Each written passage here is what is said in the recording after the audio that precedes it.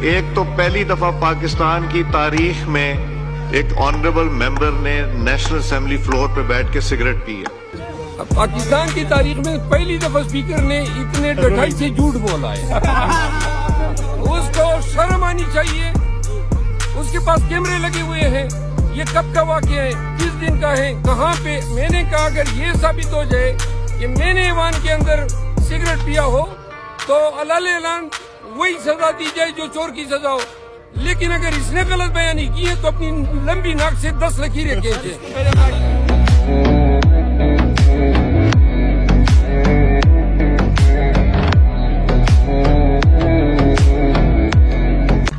उन्होंने क्या कहा, आप सिगरेट पी रहे थे इस वजह से? नहीं, ये कानों का शायद इतना कच्चा है और लोग ये टिकटॉक पे मजे लेने के लिए ट्वीट बनाया हुआ था कि